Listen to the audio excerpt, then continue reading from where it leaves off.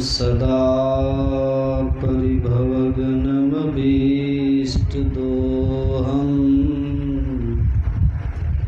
तीर्थास्पदं शिवविरञ्चिनुतं शरण्यं वृत्यार्तिहं प्रणतपालभवाब्धिपोतं वन्दे महापुरुषते चरणारविन्दं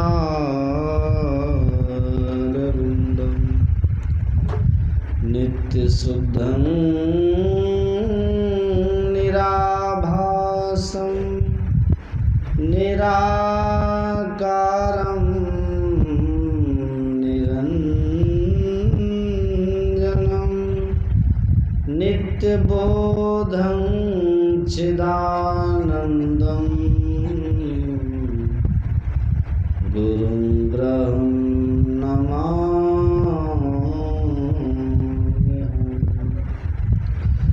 भक्ति भक्त भगवंत गुरु चतुर्नाम वपुएक, इनके पद वंदन किए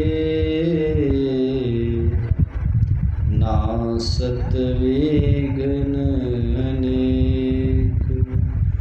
बोली प्रेम से श्री सद्गुरु महाराज की जय।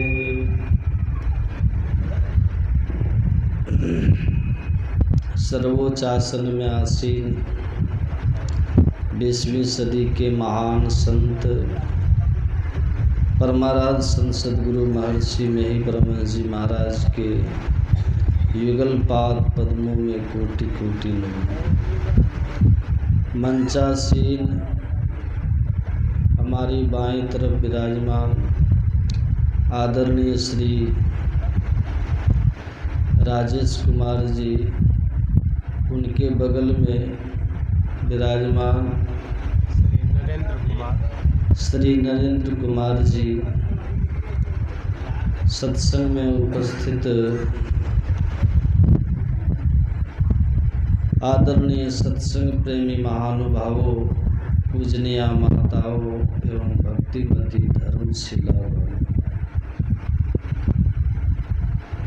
आप लोगों को ज्ञात कराया गया है कि आज का जो एक सत्संग है हमारे आदरणीय श्री राजेश कुमार जी के पूज्य माता श्री सुमित्रा माता जी के प्रथम बरखी के अवसर पर आयोजित सत्संग में उनकी श्रद्धांजलि के अवसर पर उनको याद कर रहे हैं। मैं गुरु महाराज से पुनः दिवंगत आत्मा के लिए प्रार्थना करता हूँ कि उनकी आत्मा जहाँ भी हो, गुरु महाराज अपनी शरणागति में उनको रखकर उनकी भक्ति पूरी कर उनका कल्याण करें। बोलिए प्रेम से श्री सद्गुरु महाराज, श्री सद्गुरु महाराज की। अभी हम लोग रामचरितमानस से मानव तन की महिमा सुन रहे थे। अभी जो सुनने और सुनाने का विषय है वह मानव तन की महिमा। संत कबीर साहब कहते हैं, निधड़क बैठा नाम बिनु चेती न करे पुकार, यह तन जल का बुदबुदा बिनसत नाही बार। आपने जल का बुदबुदा देखा होगा, पानी का फोंका। जब वर्षा होती है ना, जल बूंद जब धरती पर गिरती है उसमें हवा भर जाती है तो फोंका बन जाता है।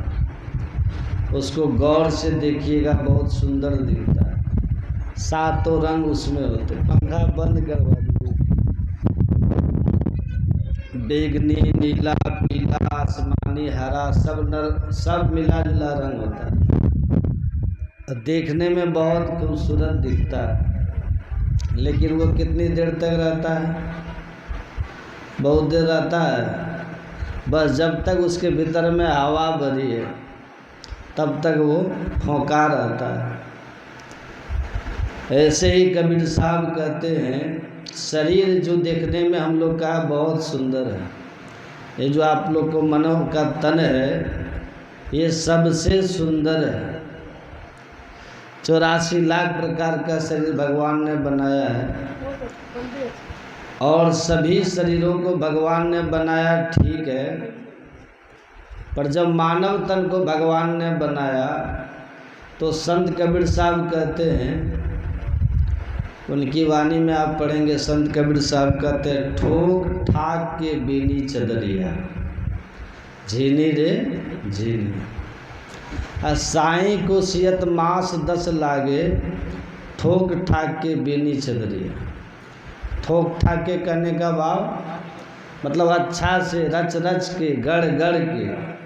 आपने देखा कुंभकार लोगों को देखे जो घड़ा बनाते हैं मिट्टी का, तो कैसे बनाते हैं?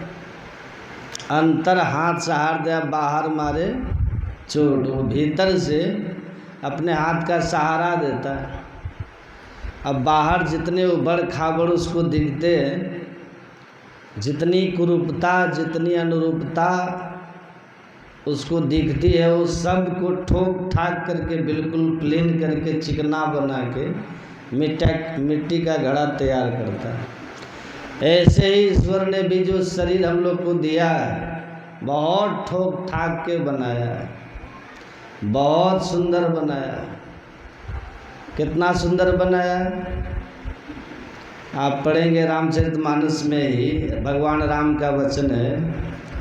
भगवान कहते हैं, सब मम प्रिय आ सब मम उपजाए, आ सबते अधिक मनुज मोहि भाई।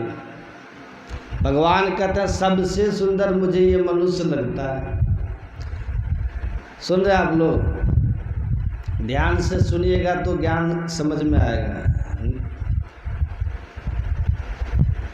समय से जगना, समय से संध्या वंदन करना, समय से स्नान करना, समय से विश्राम करना, समय से शयन करना, बड़ों से कैसा व्यवहार, छोटों से कैसा व्यवहार, बच्चों से कैसा व्यवहार, बुजुर्गों से कैसा व्यवहार, सब पता हो जाए।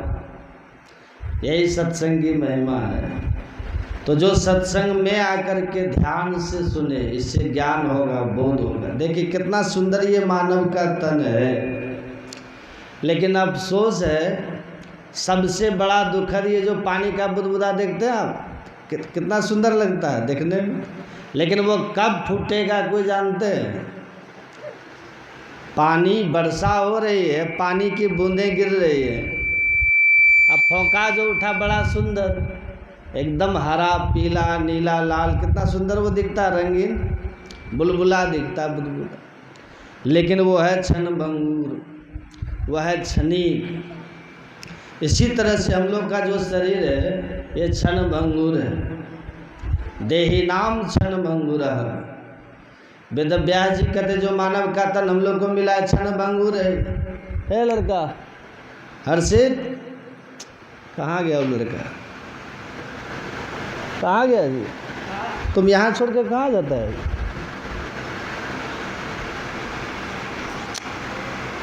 ये लड़का सुधरने वाला नहीं। बोलिए श्री सद्गुरु।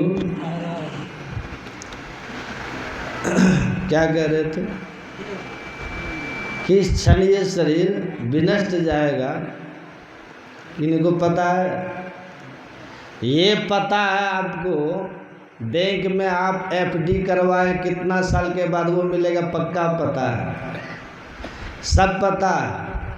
हमने खेती करी है, फसल कब मिलेगी उसका पक्का पता है। हमने बैंक में जमा किया है धन, वो कब कितना मिलेगा इसका पक्का पता है। लेकिन ये पक्का पता किन्हीं को है कि मानव का तन मिला कब छूटेगा? है किन्हीं को पता नहीं। ये कब छूट जाएगा ये कोई नहीं जानता। अभी आराम से हम लोग बैठे हैं ना, लेकिन अगला क्षण में कब होगा क्या होगा कोई जानते हैं? किसी को पता नहीं कब हम जाए। ये शरीर क्षण भंगुर है, ये कब छूटेगा ये किसी को पता नहीं। सबका पता है लेकिन क्षण भंगुर जीवन की कलिका, कल प्रातः को जाने खिली न खिली, मलिया चल के सुचि शीतल सुगंध समीर चली न चली, कलिकाल कुठार लिए फिरता तन नम्र है छोट सही न सही, भजले हरि नाम हरि रसना, कल प्रातः को जाने ये हिली नहीं। ये जिब्या हमारी कल हिलेगी कि नहीं हिलेगी कोई पता है कि नहीं? किन्हीं को पता नहीं। हमारे गुरु महाराज कहते हैं आओ चक ही गिर जाए, अचानक गिरेगा, अचानक ये गिरेगा। पांव पलक की सुधि नहीं करे कल की साल, और काल अचानक मारसी जो तीतर को बाज। तीतर को देखिए, छोटी चिड़िया को देखिएगा, पक्षी को देखिएगा, छोटी चिड़िया उड़ती रहती है, अब पीछे से बाज आकर के झपट्टा कब मार देता है चिड़िया को पता चलता है? देखो हम बोले उनको, आराम से उड़ान भर रहे थे, जा रहे थे, मगन है, मस्त है, उड़ान भर रहा है, आनंद में है, लेकिन क्या पता कि पीछे बाज मड़रा रहा है। बस आकर के बाज झपट्टा मार के पकड़ के चल देता है, पता भी नहीं चलता है। ऐसे हम लोगों का शरीर है तो बड़ा सुंदर, लेकिन ये कब चला जाएगा कब गिर जाएगा इसका किसी को पता नहीं है। इसलिए वेद व्यास जी कहते देही नाम क्षण भंगुरा, लक्ष्मी त्वय तरंग भंग चपला, विद्युत चलन जीवन। बिजली देखिए, बिजली कब आएगी कब जाए किन्हीं को पता रहता है?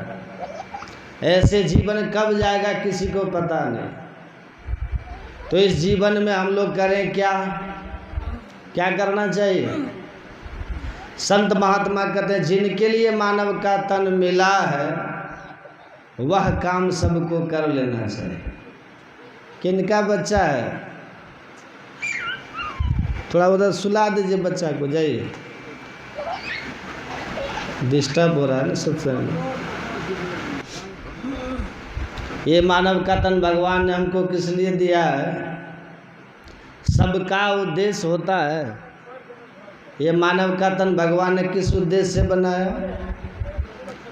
अभी पाठ में सुन रहे थे गुरु महाराज की वाणी। गुरु महाराज जी ने कहा यही मानुष देह समैया में करूँ परमेश्वर में प्यार, कर्म धर्म को जला खाक कर देंगे तुमको तारे। जो मानव का तन आपको मिला है ना, एकमात्र ईश्वर भक्ति करने के लिए मिला, एकमात्र ईश्वर भक्ति करने के लिए मिला है। 184 भ्रमी के अब पाँव पर अटके आए, अब की पासा ना पड़े। मतलब यदि इस बार आपने भजन नहीं किया, इस जिसके लिए मानव तन मिला वो काम नहीं किया, तो परिणाम फिर 84 जाए, फिर 84 लाख में जहाँ से आप आए थे फिर भगवान आपको उधर ही भेज देंगे। तो क्षणिक जीवन है, जो भी जीवन आपको मिला है ना, इसी जीवन में अपना काम बना लेना चाहिए। पलटू सत्संग बीच में कर ले अपना काम, अपना काम कर लीजिए। अपना काम करने का मतलब आत्म कल्याण का काम, जिससे आत्मा को सुख मिले, आत्मा की दुर्गति ना हो, आत्मा को कष्ट न हो। अभी देखते हैं दर्द होता है देह में, पर महसूस किनको होता है? पता किसको चलता है? आत्मा को। घाव होता है देह में, दर्द किसको होता है? आत्मा को। भूख लगती है पेट में, कष्ट किसको होता है? आत्मा को। प्यास लगती है पर कष्ट किसको होता है? आत्मा को। हमको कष्ट होता है। तो ये मानव का तन जो हम लोग को मिला है, हम इन सभी कष्टों से, सभी दुख आदियों व्याधियों से छूट सकते हैं। ये सामर्थ्य है आप। इसके लिए आपको करना क्या है? सबसे पहला काम, ध्यान से सुनिए, करना क्या आपको? हमको हमारे गुरु महाराज जी ने कहा कि देखो मानव का तन मिला है ना, समय गया फिरता नहीं, झटे करो निज काम। अपना काम जल्दी कर लीजिए। तो अपना काम जल्दी करने के लिए पहला काम क्या करना होगा? गुरु महाराज कहते हैं सबसे पहला काम क्या? खान पान को प्रथम समारो, रस रस सब अवगुण को मारो। सबसे पहला काम आपको ये करना है, गुरु महाराज का आदेश है, खान पान को संभाल लीजिए। अब खान पान को संभालिए, पहला काम का मतलब क्या होगा? एक महात्मा को देखे, वो जब सोते थे ना भोरे भोर, रात में जब सोने लग जाते थे तो 8-10 रोटी को चपेट करके सिराना में रख लेते थे। और सिराना में 8-10 रोटी रख करके तब वो सोते थे। जैसे सुबह जगते थे ना, सब रोटी में नमक मिर्च घिस करके अब बस वहीं बिछावने पर पहले वो खा लेते थे और तब निकलते थे बाहर। तो पूछा कि ये कैसा, ऐसा क्यों करते हैं? क्या पदावली नहीं पढ़ते हैं? क्या पदावली के अनुकूल हम चलते हैं? क्या है पदावली में? गुरु महाराज जी कहते हैं ना, खान पान को प्रथम समारो। प्रथम क्या मतलब? पहले उठते ही, तो उठते ही इसको हम खा लेते हैं, यही इसका मतलब हुआ। खान पान को प्रथम संभालो का मतलब ये है, शुद्ध भोजन करिए, सात्विक भोजन करिए। जैसा खावे अन्न वैसा होवे मन, और जैसा पीवे पानी वैसी होवे बानी। आप जैसा अन्न ग्रहण करेंगे ना वैसा मन हो जाएगा, और जैसा मन होगा वैसा कर्म कीजिएगा। जिसका मन शुद्ध है ना तो कर्म भी शुद्ध करेगा। जिसका खान पान गलत है तो मन भी गलत होगा, और जब मन में गलत होगा तो तन से गलत काम होएगा ही। जैसा चिंतन कीजिएगा मन से, वैसा काम कर लीजिएगा तन से। एक बार भगवान बुद्ध का सत्संग ऐसे ही हो रहा था। एक छोटा सा बच्चा पंखा लेकर के अब पीछे खड़े होकर के भगवान बुद्ध को पंखा झेलने लगा, पंखा से हवा कर रहा है। इतने में बच्चा के मन में देखिए क्या होता है, छोटा बच्चा था, उसके मन में होता है कि अरे अभी तो हम छोटे हैं, बच्चे हैं, अकेले सत्संग में आते हैं, लेकिन जब हम बड़े हो जाएंगे ना, और जब मेरा विवाह होगा तो हम पत्नी को भी साथ में लाएंगे। अब पंखा झेल रहा भगवान बुद्ध को, मन में ये चल रहा है, अभी हम छोटे हैं, अकेले सत्संग में आते हैं, और जब हम बड़े होंगे, विवाह होगा तो पत्नी को भी साथ में लाएंगे। और सोचते सोचते सोच लिया कि यदि पत्नी आ जाएगी सत्संग में तब तो हम बहुत खुश होंगे, और यदि पत्नी नहीं आएगी तो उसको मारूंगा भी। एक पंखा भगवान बुद्ध को ही मार दिया। अब भगवान बुद्ध ने कहा अरे तू अपनी पत्नी को मारा था, मुझे क्यों मार दिया? तो जो मन में चलता है ना तन से हो जाता है। अब मन में क्या चलता है? मन में चलता हम क्या सुनते हैं, हम क्या देखते हैं, क्या हम बोलते हैं, क्या हम खाते हैं, उसके अनुकूल मन काम करेगा। और सबकी जड़ है अन्न। सात्विक अन्न ग्रहण कीजिए, मन सतोगुण रहेगा। सात्विक अन्न ग्रहण कीजिएगा तो आँख से देखिएगा भी बढ़िया, कान से सुनिएगा भी बढ़िया, और मन में चिंतन भी कीजिएगा बढ़िया अच्छा। और यदि अन्न ही गलत हो गया तब तो मन ही गलत हो गया, तब तो मन ही खराब हो गया। मन जैसे बीमार हुआ, मन जैसे खराब हुआ, आप तन से अच्छा काम होगा ही नहीं। इसलिए हमारे गुरु महाराज कहते हैं ये मानव का तन मिला है न क्षणभंगुर है, समय गया फिरता नहीं, झटी करो निज काम। इसलिए मानवता हमारे भीतर मानवता रहे ना, खान पान हमारा ठीक रहे, रहनी गहनी हमारी ठीक रहे, फिर भजन करना कठिन थोड़ी है। अब ये मानव का तन हम लोग को जो मिला है एकमात्र भक्ति करने के लिए ही मिला है।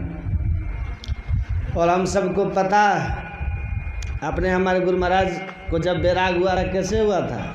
अंग्रेजी की परीक्षा गुरु महाराज जी दे रहे थे, अंग्रेजी में लिख रहे थे, और वहाँ लिखते लिखते गुरु महाराज जी लिख दिए दे धरे करिए फल भाई भजिए राम सब काम भी है। ये जो मानव का तन हमको मिला है ना, सभी कामों को, सभी धंधों को अथवा सभी इच्छाओं को छोड़कर पहले आप भजन में लग जाइए। पहले भजन करना चाहिए। और अपने यहाँ तो सूत्र भी बना हुआ है, सूत्र अपने यहाँ बना हुआ है, सतम विहाय भोक्तव्यम। यदि 100 काम पड़ा हुआ हो, अब भूख लग जाए तो पहले 100 काम को, सैकड़ों काम को छोड़ दीजिए, पहले बैठ करके आप भोजन कीजिए। सहस्रम स्नान माचरित।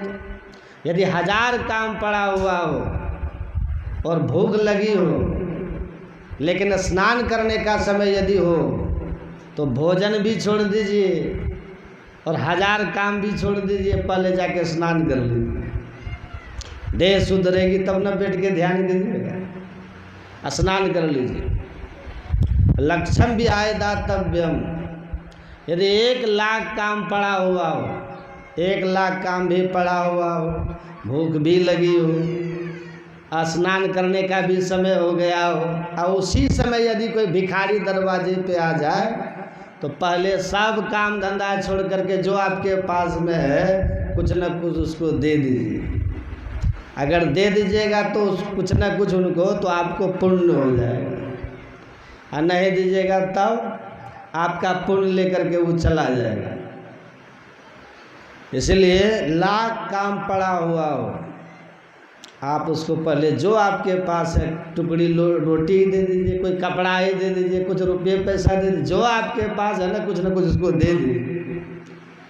और अंतिम में ऋषि कहते हैं कोटिम त्यक्त्वा हरिम स्मरित। अरे करोड़ों काम पड़ा हो, करोड़ों काम को छोड़ के पहले बैठ करके भजन कर लीजिए, पहले बैठ करके थोड़ी भक्ति कर लीजिए। यही जो भजन भक्ति कीजिएगा ना, यही आपके साथ जाने वाला है। नहीं तो धनानि भूमो पशुओं गोष्ठे नारे गृहद्वारे सखा शमशाने देहश्चितायाम परलोक मार्गे कर्मानुगो गच्छति जीविका। जितना धन जमा करके रखे हैं ना, वो सब धरती पे रह जाएगा, धन धरती पे रह जाएगा, पशु पशुशाला गौशाला में बंधे रह जाएंगे। पत्नी है तो दरवाजे तक जाएगी, पति है तो शमशान तक जाएगा, और भी जो सगे संबंधी शत्रु मित्र हैं सब शमशान तक जाएंगे, और वहाँ जा कर के अपना शरीर भी चिता में जल करके राख की ढेर बन जाएगा। उधर तब साथ क्या जाएगा। कबीर साहब यही बात करें, कबीर सो धन संचिए जो आगे को होए, सिर पर गट्ठर बांध के जात न देखा कोई। वो कौन सा धन है? जो धन हमको मृत्यु के बाद भी काम आएगा, वह कौन सा धन है? सुनिएगा, मीराबाई की वाणी, माता मीराबाई कह रही है। सब जानते ना, मीराबाई राजरानी थी, महारानी थी वो, लेकिन सब कुछ को छोड़ दी, घर द्वार परिवार पत्नी पुत्र सब कुछ छोड़ छाड़ करके मीराबाई जाके भजन में लग गए। तो किसी ने पूछा, मीरा आपने सब कुछ छोड़ दिया? तब मीरा ने कहा कि जो मैंने छोड़ा है ना वो तो थोड़ा था, जो मैंने छोड़ा वो थोड़ा था, अब जो मिला है ये बहुत है, और यही सब कुछ है, ये शाश्वत है, ये सब दिन के लिए। कहा वो क्या है? तब मीरा कहती है, पायो जी मैंने नाम रतन धन पायो। ऐसा धन हमने पा लिया, ऐसा रत्न हमने पा लिया, खर्चे नहीं कोई चोर न लेवे, दिन दिन बढ़त सब आयु, पायो जी मैंने नाम रतन धन पायो। कैसे पाया? तब मीराबाई कहती है, वस्तु अमोलक दई मेरे सतगुरु, कृपा करिए अपनायो। मेरे सदगुरु ने कृपा करके वस्तु ये रत्न हमको दिया, ये नाम का धन हमको दिया, हमने अपना लिया। तो उधर से कबीर साहब से भी किसी ने पूछा कि कबीर साहब, ये भगवान का नाम तो सब कोई जानते हैं, भगवान का नाम तो कोई भी ले तो धन्य हो जाएगा। कहा तो मीरा झूठ कह रही हैं, मीरा जो कहते हैं वस्तु अमूलक दई मेरे सदगुरु, मतलब क्या, सदगुरु महाराज ने हमको नाम रूपी धन दिया। जो मंत्र जपने के लिए गुरु बतला दे ना, वही वास्तव में धन होता है। इसलिए जो मंत्र गुरु आपको बता दे उसी मंत्र को खूब जपिए, बोल करके जपिए, जी हिला करके फुसफुसा करके जपना चाहिए। और सबसे ज़्यादा लाभ होता है उस मंत्र का मन ही मन जप करना चाहिए, मने मन। अति पावन गुरु मंत्र मन ही मन जाप जपो, मन ही मन जप कीजिए। सुमिरन सुरत लगाए कर मुक्ते कछु न बोल, अंतर का पट देई कर, बाहर का पट देई कर अंतर का पट खोल। मुंह को बंद रखिए और मन ही मन जप कीजिए। ओठ न डोले, जीभ न हिले, और सुरती धरणी दृढ़ाई गहे, ख्याल से जप कीजिए। नाम जपत स्थिर भया, ज्ञान कथत भया लीन, सुरत शब्द एके भया जल ही होएगा मीन। गुण गोविंद गायो नहीं, जन्म अकारज किन्ह, कह नानक सुन रे मना, जय विधि जल, कह नानक हरि भज मना, जय विधि जल को मीन। जैसे मछली पानी में डूब के रहती है ना, ऐसे हमें चाहिए कि मन को मंत्र में डुबा दे, मन मंत्रमय हो जाए। ऐसा जब जप कीजिएगा फिर वो जप की पूंजी आपके पास हो जाएगी। ये पूंजी होने से क्या होगा, ये पूंजी आपके पास होगी तो इसका फल क्या होगा, देह का सब रोग आदि व्याधि सब खत्म हो जाएगा। कोई रोग देह में नहीं रहेगा, फिर रोग खत्म। और यदि प्रारब्ध से कोई रोग देह में रहेगा भी ना, आपको कष्ट नहीं देगा।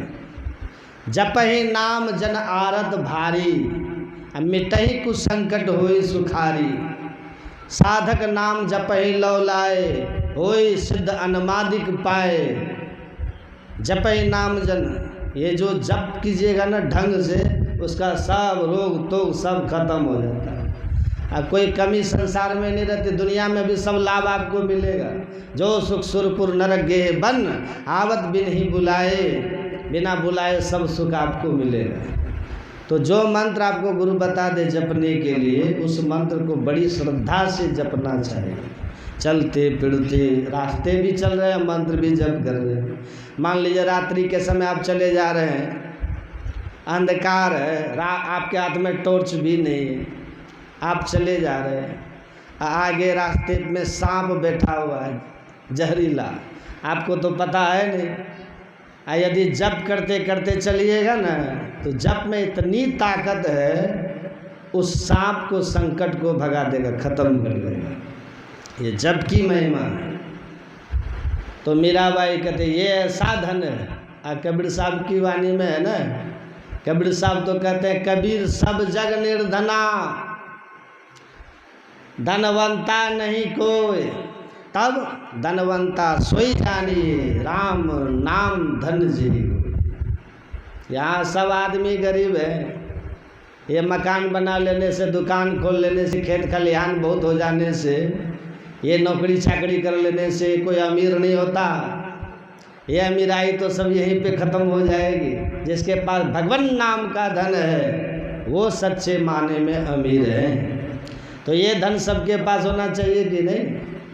तो जो दीक्षा लिए हुए हैं वो खूब जपिए मंत्र को, हमेशा चलते फिरते उठते बैठते खाते पीते जपते रहिए।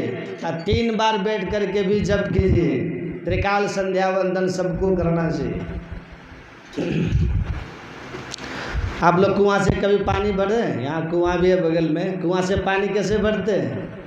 बाल्टी में रस्सी बांध के पूरी बाल्टी को छोड़ देते, पूरी रस्सी भी छोड़ के थोड़ा सा छोटा रस्सी के छोर को पकड़े रहते, केवल रस्सी के छोर को पकड़े हैं, अब बाकी सब रस्सी पूरी बाल्टी कुआं में डाल देते। जब तक रस्सी का छोर हाथ में है तब तक विश्वास रहता है कि नहीं ये बाल्टी ऊपर आएगी, पानी मिलेगा, हम पिएंगे, प्यास बुझ जाएगी। छोर आप हाथ में है तब न, और छोरे को छोड़ दीजिएगा तब कुछ मिलेगा। छोर को जैसे छोड़े, बस रस्सी भी गई, बाल्टी भी गई, अब पानी भी नहीं मिलेगा, प्यासे मरते रहे। ऐसे जो त्रिकाल संध्या कभी नहीं छोड़ते, 3 बार जो ध्यान हर हालत में करता है। पहला ध्यान भिनसर में सूर्योदय के पहले जगी, अब पहले जग करके बैठ करके ध्यान कीजिए। एक बाबा ने पूछा, जगते हो जी? कहाँ बाबा जग जाते हैं। कितने बजे? कहा सवेरे जगते हैं। कितने बजे? सवेरे। अरे बजे बताओ ना, बजे। कहा बाबा सवेरे जग। अरे बजे बताओ। जब बोला बजे बताओ, कितने बजे जगते हो? कहा 8 बजे। मतलब 8 बजे उसके लिए सवेरे है। संतवानी है, अपने गुरु महाराज उद्धृत किए सत्संग योग में, चरणदास जी महाराज की वाणी है।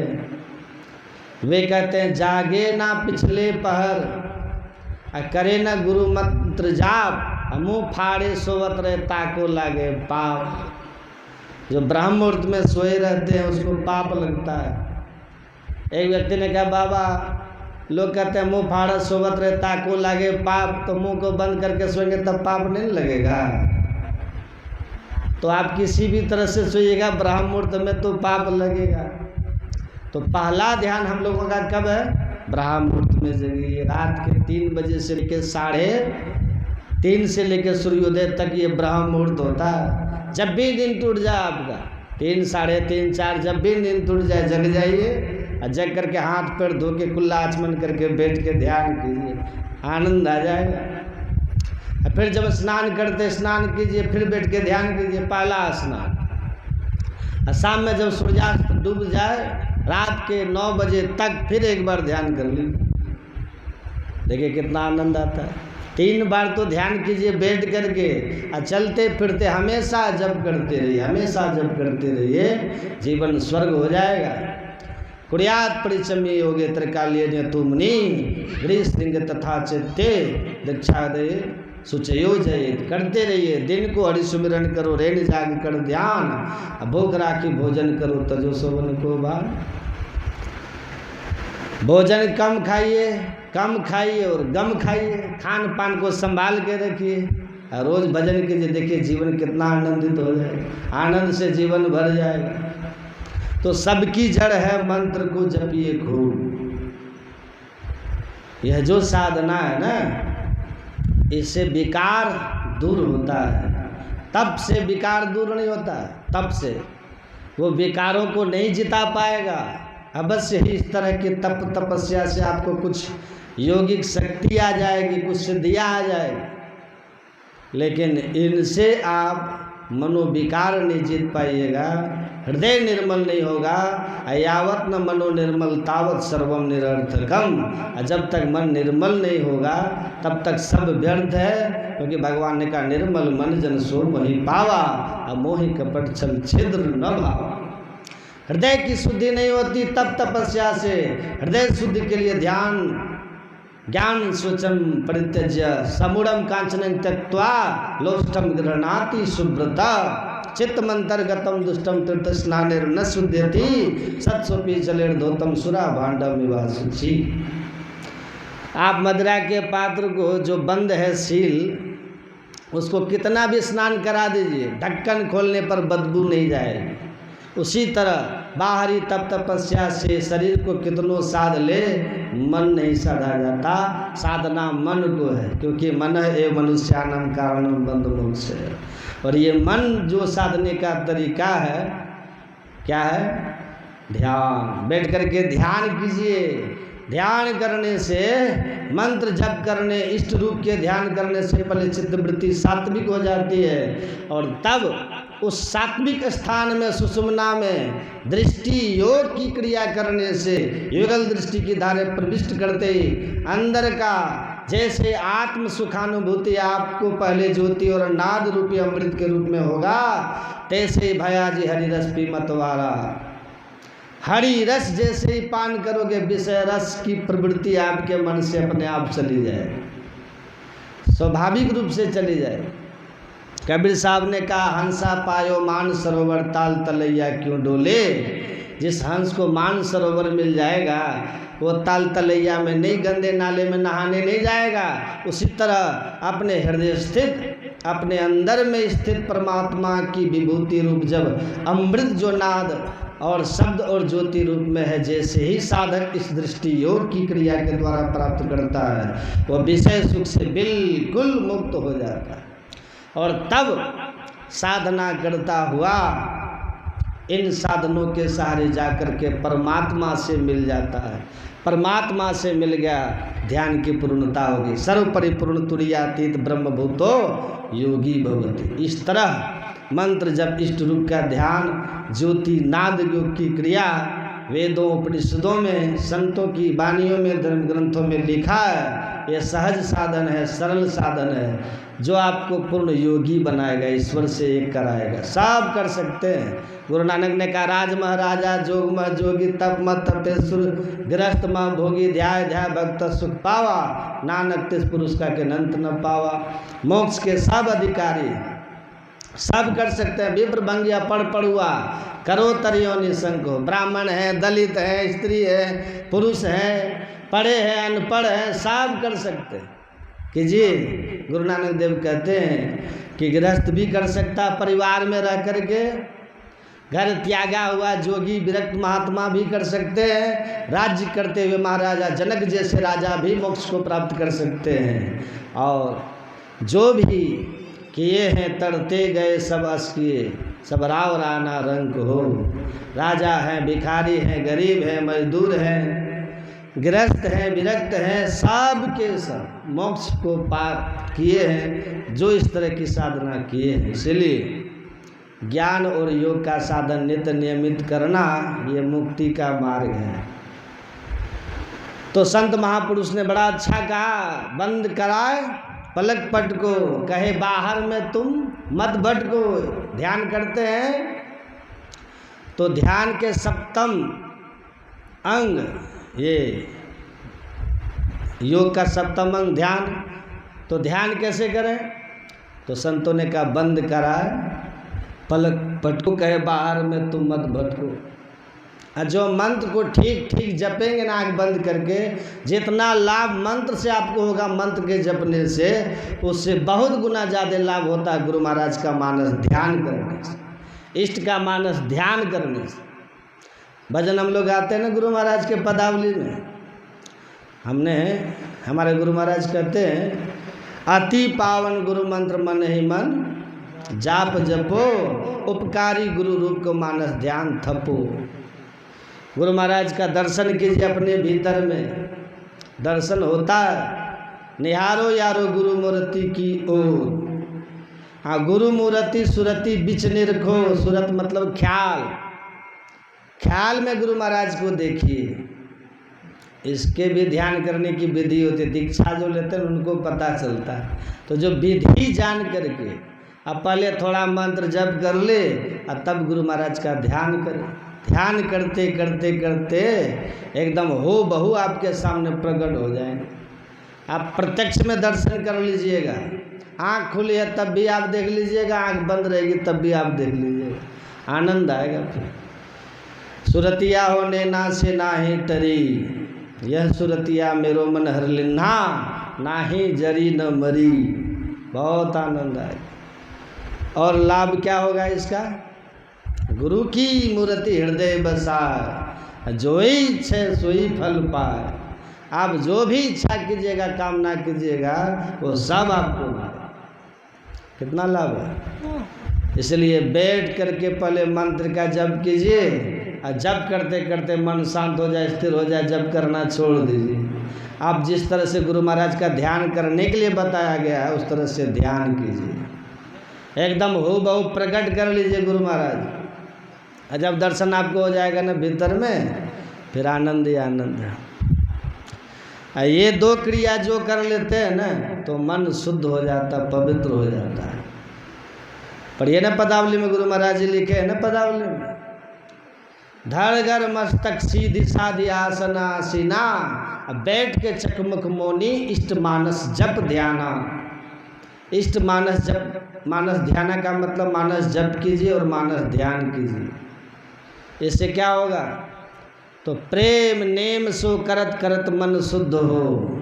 प्रेम नेम से जब करते रहिएगा, प्रेम से भी कीजिएगा और नियम से भी कीजिएगा। रोज नियम पूर्वक कीजिएगा, प्रेम से कीजिएगा। ये दोनों करते करते क्या होगा? मन शुद्ध हो, मन पवित्र हो जाएगा। गुरु जाप मानस ध्यान मानस कीजिए दृढ़ साध कर, इनका प्रथम अभ्यास कर श्रुति शुद्ध करना चाहिए। अपने विचार को पवित्र करना चाहिए, मनोवृत्ति को शुद्ध करना चाहिए। लेकिन ये किसको होगा? दीक्षा लेकर के जिनको मंत्र याद रहेगा वही नहीं करेगा, तब न होगा।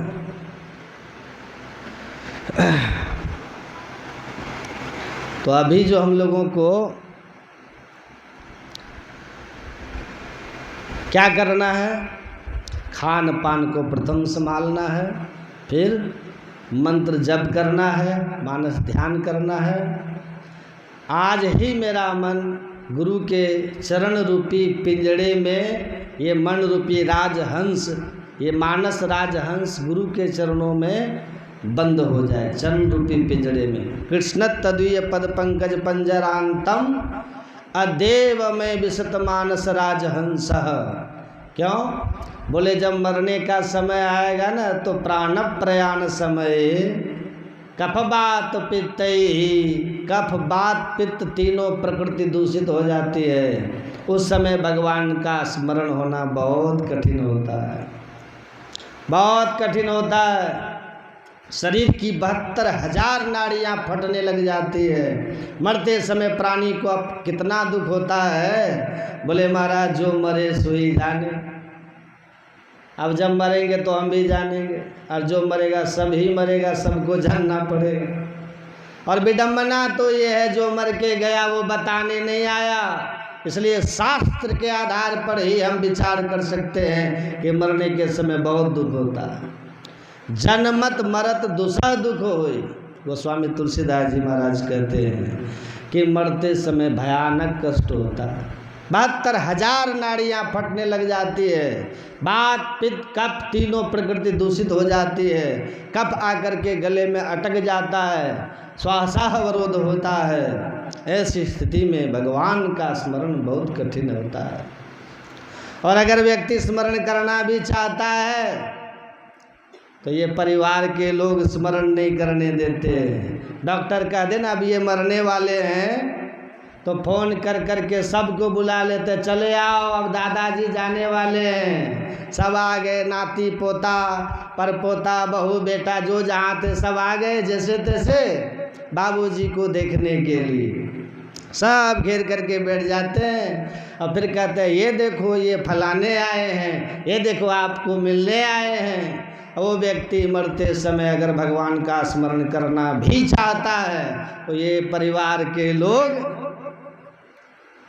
संसार के प्राणी उनको भगवान का स्मरण नहीं करने देते, अपना स्मरण करवाते हैं, अपना स्मरण करवाते हैं। ये देखो हम आ गए, ये आपका बेटा ये आपसे मिलने आया है, आपको देखने आया है, ये कह करके उस व्यक्ति को भगवान का स्मरण छुड़वा करके व्यक्तियों का स्मरण करवाते हैं, अपने मोह के कारण, अज्ञानता के कारण। उचित तो ये है किसी का प्राणांत होने वाला हो, तय हो जाए कि अब ये मर ही जाएगा, उस समय वहाँ पर कोई भी प्रपंच की बात नहीं करनी चाहिए, संसार की कोई बात नहीं करनी चाहिए। भगवान की चर्चा कीजिए, गुरु मंत्र का जप कीजिए, गीता पाठ सुनाइए, सत्संग योग का पाठ सुनाइए, संतवाणी सुनाइए, भगवान का नाम लीजिए। इस प्रकार का वातावरण वहाँ पर उपस्थित करना चाहिए जिससे उस जीव को भगवान का स्मरण हो जाए और वो भगवान का स्मरण करते हुए इस दुनिया से चला जाए। इसी के लिए तो सारा साधन है। जन्म जन्म मुनि जतन कराई, अंत राम कहियावत नहीं। इस चौपाई का एक अर्थ लोग ये भी कर लेते हैं कि जन्म जन्म मुनि जतन कराही, अंत राम कहियावत नाही। जन्म जन्म लोग मुनि लोग जतन करते हैं, लेकिन अंतिम समय में राम जी का नाम मुख में नहीं आता। ये सीधा सीधा अर्थ लोग समझ लेते हैं, लेकिन इसका विशेष अर्थ ये है कि जन्म जन्म मुनि जतन कराही, जन्म जन्म से मुनि लोग जब जत्न करते हैं तो अंत राम कही, अंतिम समय में राम जी का अगर स्मरण हो जाता है तो आवत नाही, फिर वो जीव संसार में नहीं आता, सदा के लिए मुक्त हो जाता है। ये तात्पर्य है इसका। जन्म जन्म मुनि जतन कराही, अंत राम कहे आवत नाही। अगर उसने भगवान गुरु नाम का स्मरण कर लिया तो फिर संसार में नहीं आता है।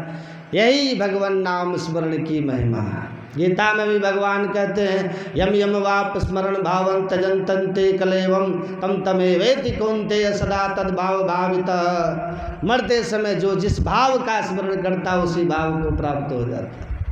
तो मरते समय भगवान का स्मरण हो, उस जीव को ये प्रयास करना चाहिए। लेकिन परिवार के लोग अपना स्मरण करवाते हैं। और उससे भी बड़ी विडंबना क्या है, जब वो मर जाता है, उसका प्राण निकल गया, तब उसके बगल में बैठ करके लोग कहते हैं राम नाम सत्य है, राम नाम सत्य है।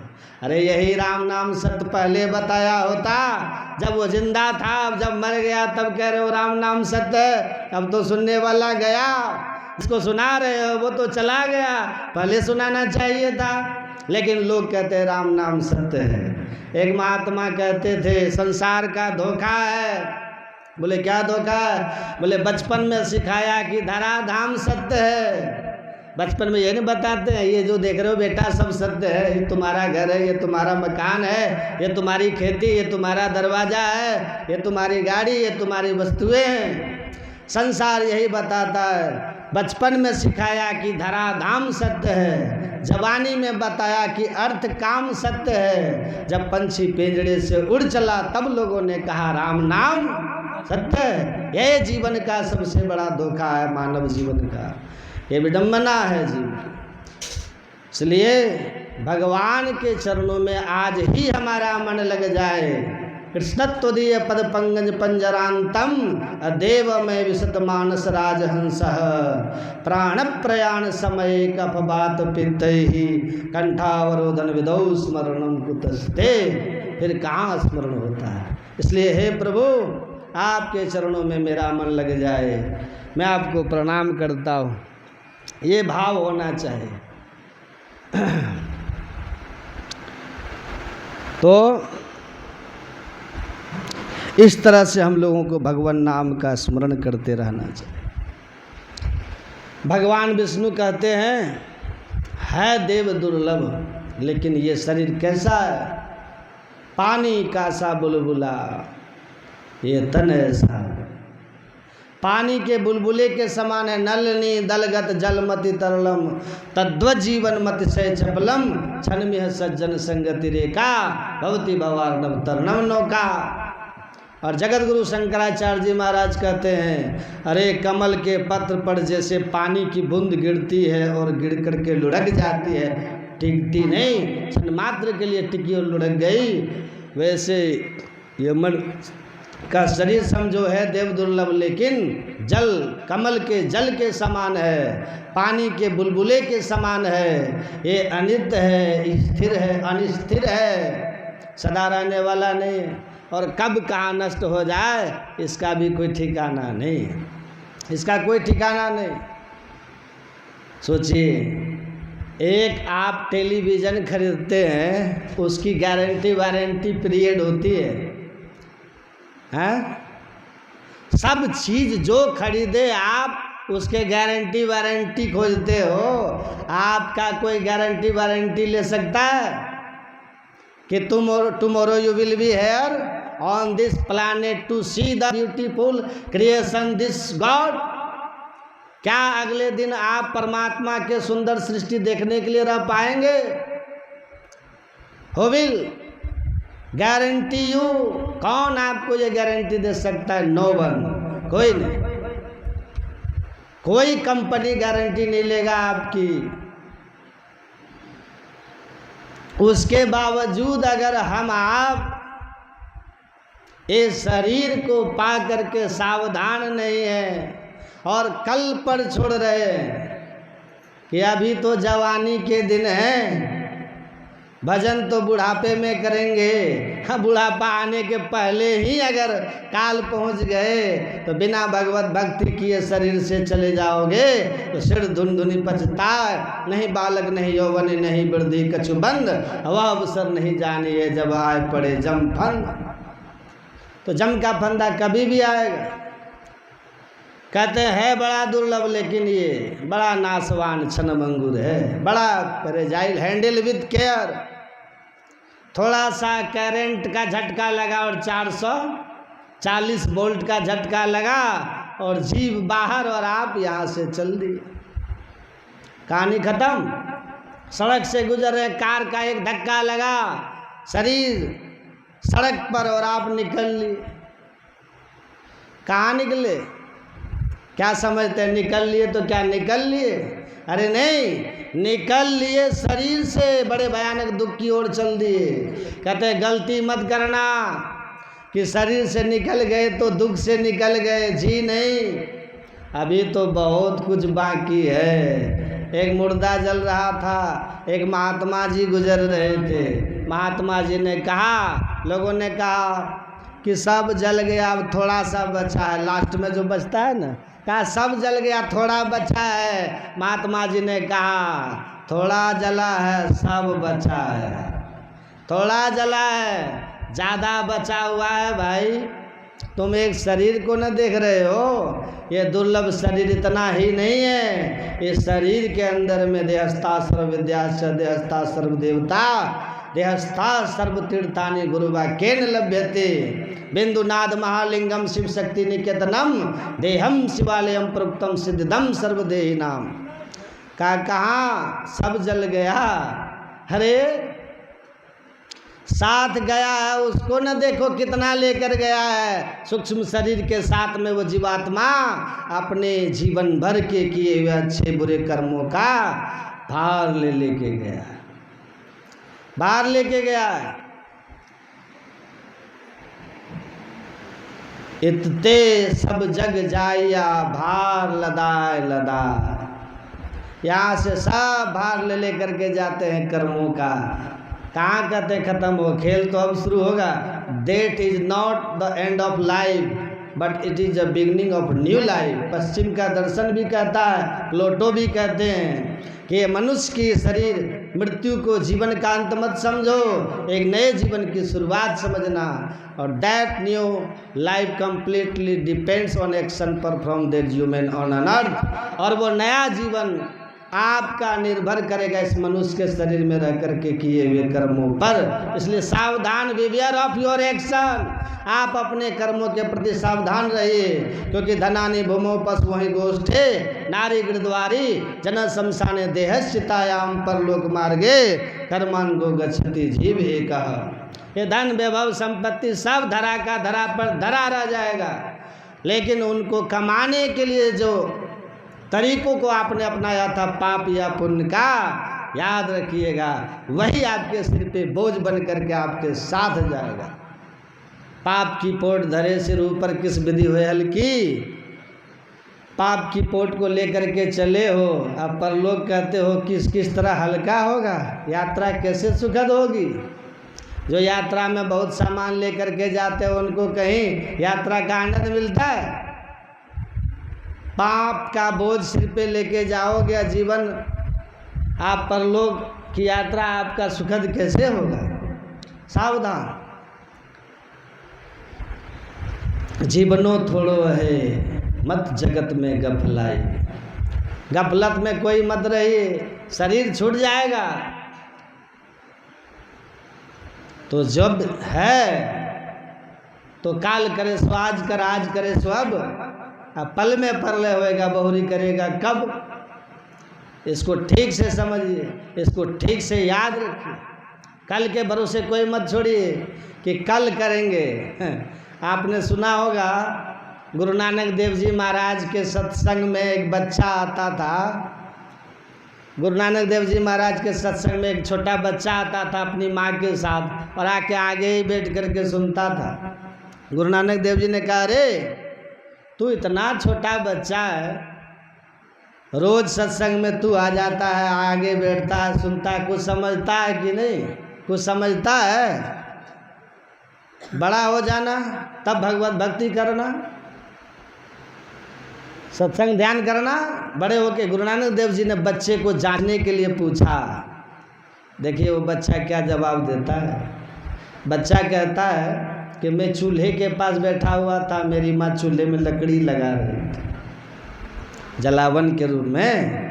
तो जो जो मोटी मोटी लकड़ियाँ थी वो तो लेट से जलती थी, देर से जलती थी, लेकिन जो पतली पतली टहनियाँ थी वो जल्दी जल्दी जल जाती थी। तो मुझे ये देख के लगा कि जो नौजवान लोग हैं वो स्वस्थ होते हैं, उनको रोग आदि व्याधि आएगा तो उसको वो झेल लेंगे, लेकिन मैं तो छोटा बालक हूँ, पतली टहनियों के समान हूँ, मुझे तो कोई आदि व्याधि आया, हल्का भी चोट धक्का लगा तो हम तो इस दुनिया से चले जाएंगे। इसलिए हमको अभी ही सत्संग ध्यान करना चाहिए, क्योंकि हमारे मरने की संभावना ज़्यादा है। इसलिए गुरु महाराज भी कहते हैं, दृढ़ प्रतीत प्रीत कर गुरु से कर सत्संग सवेरे, या विधि भव फंदा कट जय में ही कहते तेरे। जिस दिन आपको ये होश हो जाए उसी दिन से आप सत्संग में लग जाइए। ध्रुव की उम्र कितनी थी? प्रहलाद की उम्र कितनी थी? नचिकेता की उम्र कितनी थी? और हमारे गुरु महाराज की उम्र कितनी थी? तीसरी क्लास में ही ऑल मैन मस्ट डाई से परिवर्तन हो गया था और अध्यात्म की खोज में गुरु महाराज लगे हुए थे, जो मैट्रिक के परीक्षा देते समय गृह त्याग के रूप में सामने आ गया। सोचिए। और आप हम अपने बच्चे को क्या कहते हैं? अभी तो बच्चा है बाबा। हैं भाई, बच्चा है। आप कहते हैं पढ़ता है, अभी रहने दीजिए, अभी दीक्षा मत लो। कई माँ बाप हैं। तो गुरु नानक देव जी महाराज ने उस बच्चे को कहा कि तू है तो बच्चा, लेकिन बातें बूढ़े की तरह करता है। उसका नाम ही पड़ गया बुढ़ा साहब। कहा जाओ, दीर्घायु होने का आशीर्वाद देता हूँ। 6 सिख गुरुओं का उन्होंने गुरु गद्दी में टीका लगाया था, इतनी लंबी आयु हुई उनकी। बोलिए श्री महाराज, इतनी लंबी आयु हुई। इसलिए कल करे सो आज कर, आज करे सो अब। हाथ झाड़ी जो चला जुआरी। तो इस संसार स्वप्न की तरह है, यहाँ कोई स्थिर नहीं है। ये सराय यहाँ कोई नहीं स्थिर। गुरु महाराज कहते हैं संसार एक ऐसा धर्मशाला है, धर्मशाला में आओ, कुछ देर ठहरो और फिर निकल जाओ। संसार की धर्मशाला में ऐसा ही होता है, यहाँ कोई स्थिर नहीं है। आप जिस जमीन के मालिक है ना, आपके बाबूजी मालिक होंगे, कभी दादा मालिक होंगे। तो जब दादाजी मालिक थे, आज आप हैं, तो क्या आप कल रहेंगे? कल कोई और मालिक आ जाएगा कि नहीं? तो मालिक तो भाई बदलते रहेगा। इसीलिए क्या करना है, इस बात को हमें अच्छी तरह से समझ लेना है। गुरु महाराज कहते हैं समय बीत रहा है, आयु बीत रही, गुरु का सुमिरन कर लो, ईश्वर का भजन कर लो, क्योंकि यही एक साथ जाएगा। यही परमार्थिक संपत्ति परलोक में तुम्हारी रक्षा करेगा। उस परलोक मार्ग का जब तुम पथिक बनोगे, तन से जब निकलोगे, तो वहाँ साथ जाने वाला पाथे क्या होगा? जा मार्ग के गणे जाय न कोसा, ताहरी का नाम सदा संग तुझा। यही आपको काम आएगा। ये बाहर की यात्रा में धन दौलत काम आता है ना आपको, उस अंतिम यात्रा में ये परमात्मा की भक्ति की पूंजी, ये सुमिरन, ये गुरु का ज्ञान, यही आपके काम आएंगे, आपके रक्षक बनेंगे, आपको शांति देने वाले, संतुष्टि देने वाले होंगे। अगर ये पूंजी आपने जमा नहीं की, कबों सत्संग ना कि ना भूखे को ना है कछु दिन ना, फल क्या होगा? पूछे जमराज जब भाई, बचन मुख ना ही कही आई, पलटू दास लखी रोया, सुधर तन पाए के खोया। इसीलिए नाम सुमिर नर बाबरे, तेरी सदा न देहिया रे। संसार का भरोसा मत कीजिएगा, ये सपना है, सपना सपना है, टूट जाएगा। और जो सपनों में रह गया वो खोएगा, और जो जाग गया हरि के भजन में जो लग गया वही संसार में कुछ पाएगा, और वही बाद में नहीं पछताएगा। अने तो पछताना पड़ेगा, जो सोएगा सो खोएगा। एक जमींदार थे, उनका एक नौकर था। अब बाल बच्चे सब बाहर रह करके पढ़ते थे। कोई सर्विस करता था, पत्नी मर चुकी थी। 17-18 साल का एक नौकर था जो 10-12 साल 5-7 साल की उम्र से ही उनके सेवा में टहल करता था। वहीं बड़ा हो गया था, मुँह लगुआ नौकर हो गया था, क्योंकि मालिक नौकर दो ही रहते थे घर में। ये भी मालिक भी नौकर को मानते थे। एक दिन नौकर जो है खीर बनाया, बड़ा सुंदर स्वादिष्ट खीर बना, लेकिन थोड़े सा बनाया, थोड़ा सा ही बनाया। एक चम्मच खाने के साथ ही मालिक को लगा कि अरे खीर तो एकदम अमृत जैसा हो गया है। नौकर को मालिक ने कहा कि खीर बहुत सुंदर बना, एक काम करो कि तुम कल बना के ये खीर खा लेना, आज हमको ये खीर खाने दो। तो नौकर ने कहा कि नहीं, ये नहीं होगा। टेस्ट करा दिए, इसका क्या मतलब है कि टोटल आप अकेले लपेट दीजिएगा? कल फिर ऐसा खीर बने ना बने, ये नहीं होगा। दोनों आदमी बराबर बराबर खाएंगे, बंटवारा करके, आधा आप आधा आप। करे नहीं, सुनो ना, आधा आधा ना तुम्हारा पेट भरेगा ना हमारा पेट भरेगा, किसी को संतुष्टि नहीं होगी। इतने खीर है तो तुम कल खा लेना ना। कहा कि ठीक है, तो हम ही आज खा लेते हैं, कल आप खा लीजिए। तो मालिक समझ गया कि फंसने वाला पार्टी नहीं। तो कहा कि इसको बेवकूफ़ बना देते, खीर जब बासी हो जाएगा तो और टेस्टी हो जाएगा। कहा एक काम करो, न तुम खाओ न हम खाएंगे, खीर ढक के रख दो। कहा तब? कहा सुबह खाएंगे।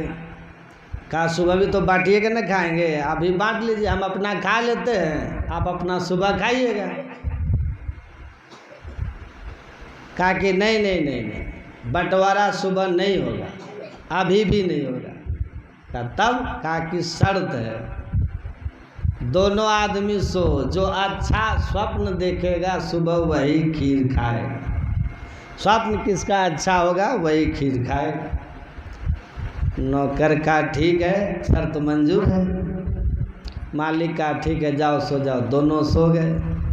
सुबह उठ के मालिक फटाफट मुंह धो कर के रेडी होकर के आया, देखता नौकर सुतले, उसको जगा, अरे मोहन उठ उठ उठ। उठा, कहा रे अभी तक उठो, जल्दी उठो, देखो हम फ्रेश व्रेश होकर के बैठे हैं, जल्दी आओ, जल्दी बात करो, सपना किसका बढ़िया तय हो जाए। नौकर ने कहा, नौकर आया आँख खुल्ला उल्ला करके, बोला जी मालिक। कहा सपना सुना, तुम स्वप्न क्या देखे? तो नौकर ने कहा कि सपने का शर्त आप रखें तो पहले आप न बताइए। मालिक सोचा कि हम कोई स्वप्न बोले आई उससे बढ़िया स्वप्न बोल जाएगा। हम कहेंगे कि हम भारत के प्रधानमंत्री हो गए तो ई कह देगा हम अमेरिका के राष्ट्रपति हो गए, हैं? तो स्वप्न तो टप जाएगा ना। तो मालिक सोचा कि अच्छा इसकी समझ ही कितनी, अनपढ़ नौकर है, इसको ज्ञान ही कितना है, ऐसा स्वप्न हम बोलेंगे न कि इससे आगे ही बोल ही नहीं सकेगा। कहा कि देखो हम रात में स्वप्न देख रहे थे कि हम परमात्मा बन गए हैं। अब परमात्मा से बड़ा कौन है? कोई है? ईश्वर से आगे तो कोई जा ही नहीं सकता ना। कहा मैं परमात्मा पद पर अवस्थित हूँ, ब्रह्मा विष्णु महेश सब हमको चमर डुला रहे। बहुत सी अप्सराएं हैं जो थाल में सोना चांदी हीरे जवाहरात लेकर के हमारे स्वागत में खड़ी। चारों तरफ हमारी ऐसी सुरक्षा है कि वहाँ जमराज भी प्रवेश नहीं कर सकता है। त्रिलोकी का राजा हूँ,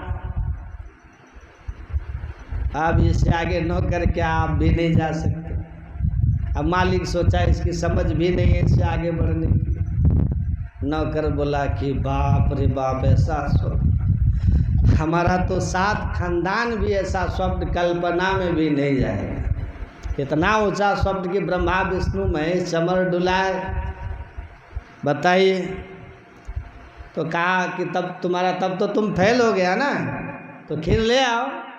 कहा चलिए, लेकिन जब शर्त है, ठीक है स्वप्न आपका अच्छा है लेकिन हमारा भी स्वप्न सुन लीजिए।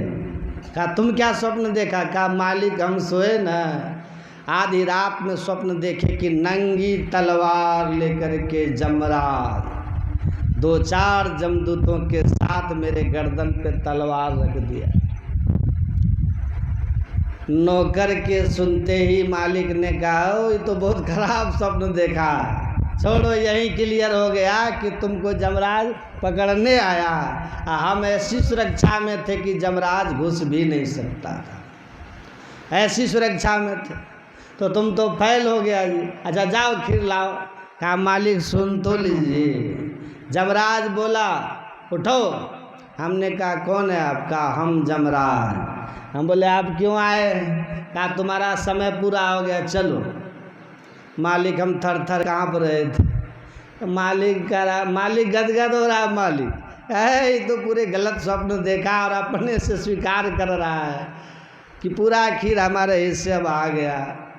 अब मने मने खीर खा के मालिक प्रफुल्लित हो रहे। कहा कि मालिक हमने कहा जमराज से कि महाराज हमारे मालिक अकेले हैं, इनके दोनों तीनों बेटे बाहर सर्विस करते, पत्नी भी जा चुकी है। 10 साल से हम ही मालिक की सेवा में पुत्रवत मानते हैं। मैं मालिक की सेवा को छोड़कर चला गया तो इनको कोई देखने वाला नहीं है। मालिक हम आपके प्रेम में जमराज से विनती कर रहे। कहा वाह बेटा वाह वाह। तो क्या हुआ? कहा मालिक मेरी विनती को सुनकर के जमराज ने कहा कि छोड़ देंगे एक ही शर्त पर। मैंने कहा कोई भी शर्त हम आपकी मान लेंगे, लेकिन आप हमको ले जाइए मत मालिक के पास से। कहा तो ठीक है तब चलो। जमराज हमारे कंधे पे तलवार लेके कहे चलो जो हमारी शर्त है पूरी करो। मैं गया, वो हमको ले गए किचन का, खोलो दरवाज़ा। मालिक किचन का दरवाज़ा खुलवा दिया। उसके बाद कहा कि ढककर क्या रखा है? मैंने कहा मालिक जमराज इसमें खीर है। सुन करके जमराज देखे और कहा कि अरे ये तो बड़ा अच्छा लग रहा है। कहा हाँ बहुत अच्छा है। कहा सुन, अगर तुम इस दुनिया में रहना चाहता है, मालिक की सेवा करना चाहता है, तो मेरी एक ही शर्त है कि तू अभी का अभी सारा खीर खा जाओ। तो अभी का अभी ये सारा का सारा खीर को तू अभी अभी खा जा। मालिक आपके प्रेम में मैं जमराज की बात को मान करके रात में ही सारा खीर खा गया। खा गया मालिक, सब खा गया। कहता है मालिक ने कहा अरे मूर्ख, जब जमराज तुमको कहा कि खीर खा लो सब, तो तुम हमको क्यों नहीं कहा? कहा मालिक गए थे जमराज के साथ, लेकिन सुरक्षा ऐसी कड़ी थी कि जमराज को घुसने ही नहीं दिया। आप ऐसी सुरक्षा में थे कि जमराज घुस ही नहीं सका, तो हम कैसे घुस जाते? तो हम चुपचाप खीर खा करके आपकी सेवा के लिए बच गए।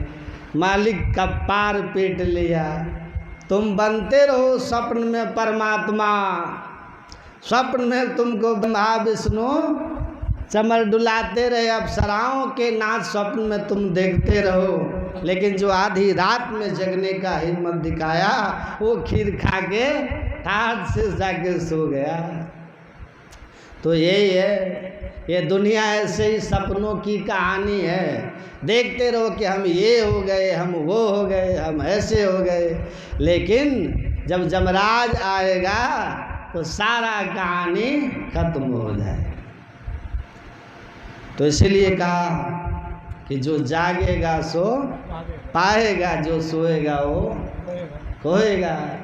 देखते रहो, जाग मुसाफिर भोर भई अब रैन कहाँ, जो सोवत है, जो सोवत है सो खोवत है, जो जागत है सो पावत है। जागना यही है, माया मुख जागे सभी, सो सुता कर जान।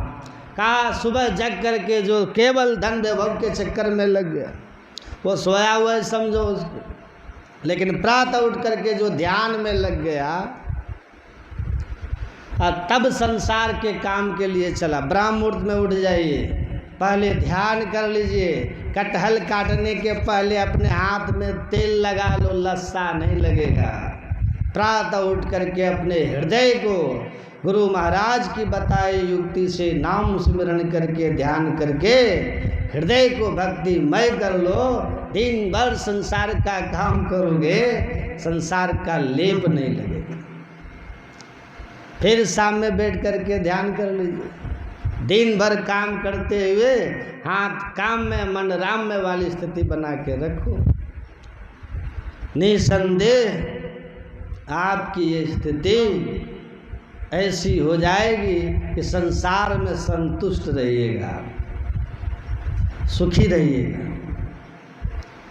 दुखी नहीं रहिएगा। नहीं तो धन वैभव बहुत कमा लीजिएगा, लेकिन कहीं न कहीं आपके जीवन में लगेगा कि कुछ नहीं हो सका, कुछ न कुछ कमी है, कुछ न कुछ कमी है। अपने जीवन से असंतुष्ट रहिएगा। इसलिए तुलसीदास जी ने एक बड़ा सुंदर सूत्र दिया है, राम नाम एक अंक है, सब साधन है शून्य। अंक गए कछु हाथ नहीं, अंक लगे 10 गुण। कहते राम नाम ईश्वर की भक्ति क्या है? एक का अंक 1, सब साधन है शून्य। महल शून्य 0, कार 0, पत्नी पति बच्चे 0 0, नाम जस पद प्रतिष्ठा ये सब क्या है? 0 0 0 0। अगर 1 का अंक लिख दिया, 1 का अंक लिख दिया, ईश्वर की भक्ति सबसे पहले ब्रह्म मुहूर्त में उठ करके ध्यान किए करते हैं। उसके बाद अब लगाइए मकान का सुख, कितना हो गया? वैल्यू 1 का 10, कार का सुख 100, पत्नी पति का सुख 1000, बेटा बेटी का सुख लाख 10,000 है, ऊंचा पद, एक सुख जीवन में आएगा तो आपका जो असंतुष्टि है, सुखानुभूति है, वो 10 गुना बढ़ते जाएगा। कहीं गलती से 1 का अंक मिटा दीजिएगा तब क्या बचा? शून्य बराबर शून्य। वो स्वामी जी कह रहे हैं, याद रख लीजिए इस सूत्र को, जिनके जीवन में ईश्वर हैं सबसे ऊपर, सबसे पहले भक्ति, गुरु भक्ति, ईश्वर भक्ति, उसके बाद जो भी संसार का सुख आएगा उस सुख को 10 गुना बढ़ाएगा।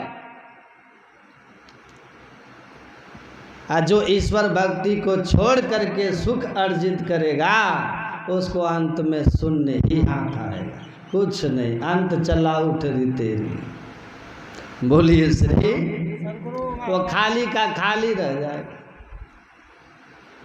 इसलिए जीवन में 0 नहीं बनना है। सब कुछ अर्जित करके 0 हो गए तो फिर व्यर्थ चले गए।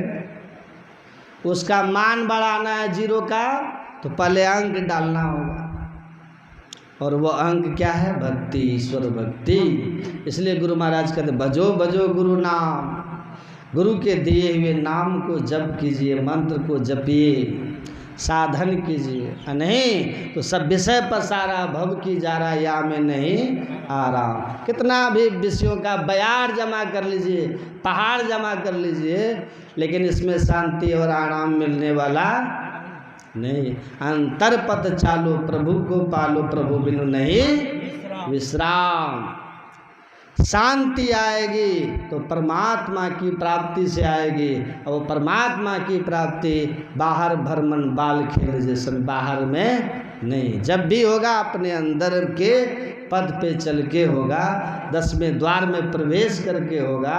इसीलिए संत महात्मा संसार में आते हैं, बोध देते हैं और कहते हैं बंद कराए पलक पट को, कहे बाहर में तुम मत भटको, सीधे सुखमन बिंदु को गहवाया बाबा देवी ने। आराम से कहते हैं, घर द्वार छोड़ करके कहीं जाने जरूरत नहीं है। अब दो भूले को घर लावे, सोजन हमको भावे, नानक सतगुरु भेटिया पूरा होवे जुगती, हसन दिया खेलन दिया खानन दिया पहनन दिया, बीचे होवे मुक्ति। भाई रे सोई सतगुरु संत कहावे, जो नैनन अलख लखावे, कर्म करे निष्कर्म रहे जो ऐसी जुगति बतावे, अब प्राण पूज क्रिया से न्यारा, आ भोग में जोग जगावे रे भाई सोई सतगुरु संत कहावे। जो भोगों के बीच, परिवार के बीच, बच्चों के बीच, संसार के बीच रह करके संसार के कर्तव्य कर्मों का निर्वाह करते हुए जो योग की युक्ति देकर हमको जगा देता है, अपने आप की पहचान करा देता है, माया से मन को समेट कर ब्रह्म वृत्ति में हमें जोड़ता है, वही संत सद्गुरु कहलाता है। ऐसे संत सद्गुरु के शरण में रहकर जो साधन करते रहते हैं, वही संसार से एक दिन विजयी होकर के जाते हैं, और वैसी संपत्ति लेकर वो निकलते हैं जिस संपत्ति को लेकर परलोक भी उनका उज्जवल हो जाता है। इसीलिए अंतर पद का भेद यही सार भक्ति है। अब बाकी सब भूसा कूटने वाली भक्ति है। तो असली भक्ति जाननी है, युक्ति सीख लीजिए और कीजिए। घर में रहकर, परिवार में रहकर, बच्चों के बीच रहकर, कहीं भी रह कर के कहीं भी साधन होता है। रामकृष्ण परमहंस कहते थे साधना कहाँ होती है? तन में, फिर कहा वन में, घर के कोने में है। मतलब घर का कोना जहाँ एकांत होता है ना, शांत होता है, एकांत शांत घर में बैठकर एक तरफ बैठ के भी आप कर सकते हैं, वन में भी जाके कर सकते हैं। और साधन करना है परिवार बच्चों के बीच में रहकर, यही जीवन का सबसे बड़ा उपलब्धि है। गुरु महाराज कहते हैं अगर ऐसा नहीं किए तो आप जलते रहिएगा। विषय भोग से किसी को सुख मिला नहीं। विषय भोग मन ललची ललची, जाए पड़े जम चेलो। विषयों की भोग के पीछे जो भागा वो काल का कलेवा हो गया। तो करो रे बंदे वाद इनकी तदबीर, जब जब राजा आन पड़ेंगे नेक धरत नहीं धीर। मुंगनी मार के प्राण निकासत व्याकुल होत शरीर, करो रे बंदे वाद इनकी तदबीर। तो वही संपत्ति है जो हम सुमिरन भजन करते हैं ना। खान पान की पवित्रता रखिए, बहुत ज़रूरी है। मैंने प्रथम में ही कहा जिनके आहार शुद्ध हो सत्य शुद्धि सत शुद्धि दुर्वा स्मृति, जिनके खान पान पवित्र नहीं उनके वृत्ति पवित्र नहीं। आज जब वृत्ति आपकी पवित्र नहीं है, तामसी और राजसी वृत्ति से कोई भक्ति नहीं कर सकती। तो अन्न का प्रभाव, भोजन का प्रभाव बड़ा व्यापक असर करता है। इसलिए खान पान को प्रथम संभालो, तब रस रस सब अवगुण को मारो। खान पान को संभालते हुए हम लोग को भक्ति करनी है। और जो सबसे बढ़ कर के है वह है आत्म सुख सच्चा सुख, जिसको पाना हम सबके जीवन का लक्ष्य है, जीवन का लक्ष्य है। और यह बिना हरि भक्ति के नहीं होगी। सब असंभव कम संभव हो जाएगा, लेकिन ये संभव नहीं, ये असंभव है। सब असंभव संभव, all impossible, all impossibles are possible, but without the devotion of God a person can be happy in his life, this is impossible.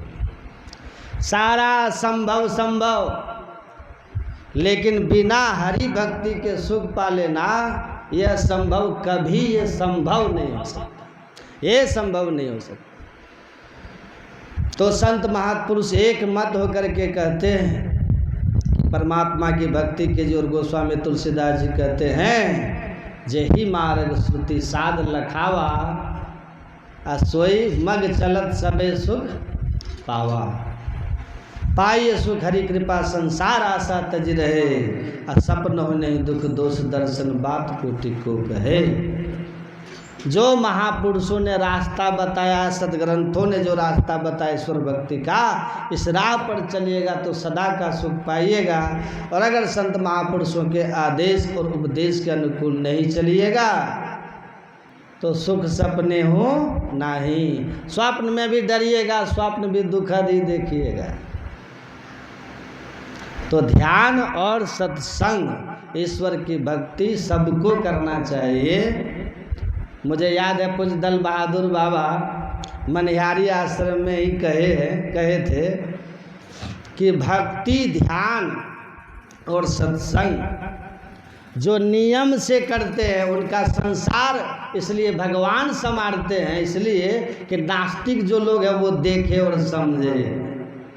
ईश्वर के भक्ति करोगे तो संसार में भी वृद्धि होगी, क्योंकि भीतर की वृद्धि तो केवल हम अनुभव करते हैं, अब बाहर का विकास संसार का लोग देखता है। इसलिए भगवत भक्ति का जो लाभ है वो बाहर भी दिखाई देता है, अंतर भी उजाला होता है और बाहर में भी उजाला होता है। बाबा देवी साहब ने भी कहा है बाल के आदि उत्तर के अंत में कि भगवत भक्ति करने वाले को अंतर बाहर दोनों तरफ उजाला होता है।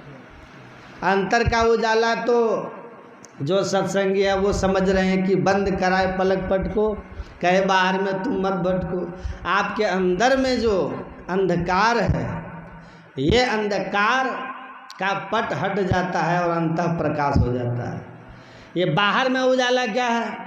बाबा देवी साहब कहते हैं बाहर में धन दान जस कीर्ति ये सम्मान ये सब बढ़ता है, ये बाहर का उजाला है, ताकि ये बाहरी उजाला संसार के लोग को दिखे कि भक्ति की महिमा क्या है।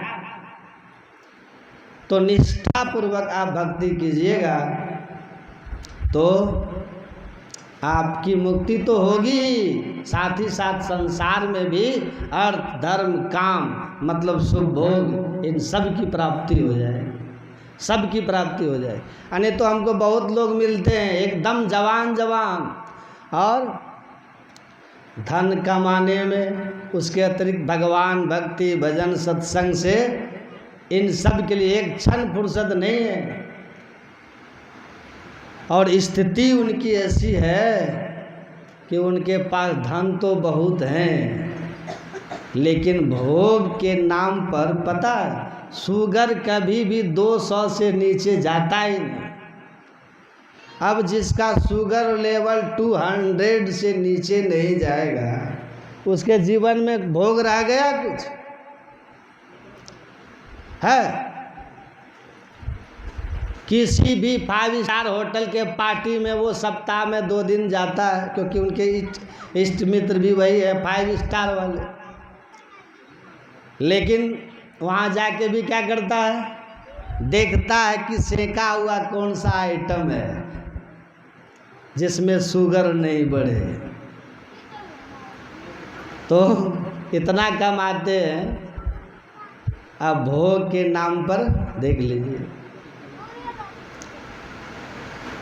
डरा डरा सा रहता आदमी, क्या है उसको?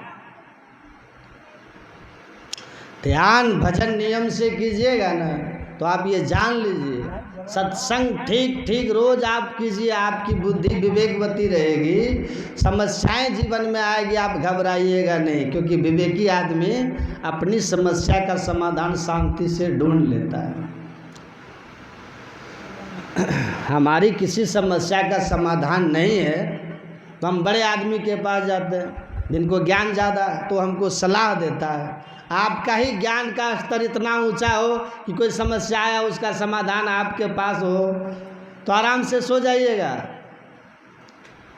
क्योंकि समाधान आपको मालूम है, सुबह उठेंगे ऐसा करेंगे काम खत्म। जब समाधान नहीं मिलेगा तब फिर नींद नहीं आएगी, और नींद नहीं आएगी तो बीपी बढ़ेगा, है ना। नींद नहीं आने से बीपी बढ़ेगा, माथा भारी भारी रहेगा, उसके बाद डायबिटीज, और जब डायबिटीज आ गया, ब्लड प्रेशर बढ़ गया, तो उसके बाद तो तीसरा ही काम होता ना, हार्ट अटैक है। अब एक आध बार हार्ट अटैक हो गया, बच भी गए तो थर थर कांपते हुए दुनिया में जिएंगे आप, और घर वाले भी आपसे डरे डरे जिएंगे। ध्यान सत्संग कीजिएगा, विवेकी रहिएगा, ध्यान करने से बीपी लो, दिमाग शांत। जिसके जीवन में टेंशन नहीं है उसको शुगर होगा? शुगर खाने से नहीं होता, शुगर टेंशन से होता है। ध्यान कीजिएगा, सत्संग कीजिएगा, टेंशन ही नहीं आएगा। All tension without any tension is called meditation. तो जो मेडिटेशन करेगा तो विदाउट टेंशन हो जाएगा, और मेडिटेशन कीजिएगा ही नहीं तो क्या होगा? क्या होगा? छोटी छोटी समस्याओं में टेंशन हो जाएगा तो बीमारी हो जाएगी। तो इतने सारे जीवन में कुछ नहीं, इतना डर डर के लोग जीते हैं। तो यही बात है, ध्यान सत्संग कीजिए, मस्त रहिए, जीवन में मस्त रहिए। तो विवेक हो जाने से मति रुचि प्राण पति से उपजे प्रेम परमात्मा में होगा, और तो अपने आप आपका संसार भी समझ जाएगा, संसार भी समझ जाएगा। जीवन का असली आनंद वही लेता है जो आदमी नियम से ध्यान और सत्संग करता है। अरे तो आप धनवान हो जाइएगा, आप ऊंचे पद वाले भी हो जाइएगा, लेकिन आप आनंद वाला नहीं हो सकिएगा। जीवन का आनंद अगर चाहिए तो बस सत्संग और ध्यान कीजिए, इसको नियम पूर्वक कीजिए। तो इसीलिए कहा मुद मंगल में संत समाजू, जो जग जंगम तीर्थ राजू। ये जो चलता फिरता हुआ तीर्थराज प्रयाग है, ये सत्संग है, यह हमारे आनंद और कल्याण की जड़ है। इस आनंद और कल्याण की जड़ रूपी तीर्थराज प्रयाग में खूब प्रेम से सुनिए, समझिए, डुबकी लगाइए, तो आपका जीवन आनंदमय और कल्याणमय हो जाएगा। इस लाइन को एकदम आप लोग थोड़ा कंठस्थ करके याद कर लीजिएगा, इसको रोज दिमाग में घुमाइएगा। क्या? मास फागुन मस्त होय के किए बहुत बनाव हो, आऊँचे महलन जड़ित मणिगण सुख तबहु नहीं पाओ। कुल भल अरु रूप भल अरु त्रिया भल पायो सही, आ सुख तबहु ना मिले बिनु ध्यान के सपनों को। मतलब संसार की सारी व्यवस्था आप कर लीजिए, लेकिन अगर सत्संग और ध्यान आप नहीं करते हैं ना नियम से समय निकाल कर, तो आप सुखी नहीं हो पाइएगा। जीवन में आपको शांति नहीं मिलेगी, और जिसके जीवन में सुख शांति नहीं है ना, उससे बड़ा दरिद्र दुनिया में कोई नहीं। बोलिए श्री। सबसे बड़ा दरिद्र आदमी है जिसको सुख और शांति नहीं। तो सत्संग से गुरु महाराज कहते थे, धरती से जैसे अनेक तरह के फल फूल अन्न आदि उपजते हैं हमें, जिससे सुख मिलता है, तृप्ति मिलती है, उसी तरह सत्संग ऐसा है जिसको नियम से करते रहोगे तो अंतर बाहर का सत्संग दोनों, धर्म कथा बाहर सत्संग, अंतर सत्संग ध्यान अभंगा, तो आपका लोक परलोक दोनों सुखमय, शांतिमय, आनंदमय हो जाएगा। तो जीवन में सुख शांति आनंद आ जाए, अर्थ मिल जाए, मतलब धन मिल जाए, शुभ भोग मिल जाए और मोक्ष मिल जाए, इससे अच्छा वृक्ष और क्या होगा। तो सत्संग का वृक्ष को लगाइए और लगा के इसको ठीक से संभालिए, इसमें ठीक ठीक पानी खाद डालिए, समय समय पर निराई वगैरह करते रहिए, है ना। तो आपका जीवन आनंदे आनंद हो जाएगा, और नहीं तो मोक्ष अंत में फलित हो जाएगा। तो इसलिए ध्यान, सत्संग, सत्कर्म ये जीवन के मूल आधार हैं। इसको सब पकड़ के रखिएगा। कितना सुंदर है कि हमारे आदरणीय श्री राजेश जी, उनके सभी भाई सब देखते हैं कितने संस्कारवान हैं, हरदम सत्संग कराते रहते हैं। हमारी रुक्मिणी दीदी बुलाते रहती है, सत्संग कराते रहती है, सत्संग करवाती है, लोगों को लाभ होता है, इन लोगों को भी लाभ होता है। तो धन तो बहुत बड़े बड़े लोगों के पास होता है, लेकिन धर्म में सबका मन नहीं लगता। ये जब इनकी कृपा होती है ना, तभी धर्म में मन लगता है। तो इतना व्यस्त जीवन के बाद भी ये लोग अपना समय निकालते हैं और सत्संग में बैठते हैं, सत्संग करवाते हैं, सत्संग के लिए लोगों को अवसर प्रदान कराते हैं, उपलब्ध कराते हैं। बड़ा पुण्य का काम है, यही तो असली जीवन है। बाकी जितना जमा करते जाइए वो तो सब छोड़ जाइएगा, यही जो है आपके साथ जाएगा। इसलिए संसार और परिवार के लिए भी करते रहिए, पर अपनी आत्मा का ख्याल हरदम रखिए। इसका साथी क्या है? सत्संग, ध्यान और सत्कर्म। तो सत्संग, ध्यान और सत्कर्म में अपने जीवन को लगाइए और जीवन को सार्थक बनाइए। मैं गुरु महाराज से, इनकी पूज्य माता श्री के लिए प्रार्थना करूंगा कि वो जहाँ भी हो उनका जीवन भक्तिमय, सुखमय हो, गुरु महाराज की शरणागति में रहे और इनके पूरे परिवार में गुरु महाराज की कृपा बरसे। सत्संग, ध्यान, सत्कर्म में जीवन में इसका लगे, इन लोगों का और जीवन सार्थक बने। मैं गुरु महाराज से यही प्रार्थना करता हूँ कि इन लोगों का जीवन भक्तिमय, सुखमय हो, इनके पूरे परिवार के सभी लोगों के ऊपर गुरु महाराज की कृपा बनी रहे, सबका जीवन सुखमय हो। और आप सब लोग जो यहाँ सत्संग में समय दिए, सत्संग सुना, आप सभी लोगों के लिए भी गुरु महाराज से प्रार्थना, सबका शुभ हो, मंगल हो, कल्याण हो। बोलिए प्रेम से श्री सद्गुरु महाराज। जिसको जीवन में मिला सत्संग है, उसको हर घड़ी आनंद ही आनंद है। जिसका ईश्वर से जुड़ा संबंध है, उसको हर घड़ी आनंद ही आनंद है। उसको हर घड़ी आनंद ही आनंद है। तुलसी मीरा कबीरा ने गाया, सूरदास ने दर्शन पाया। तुलसी मीरा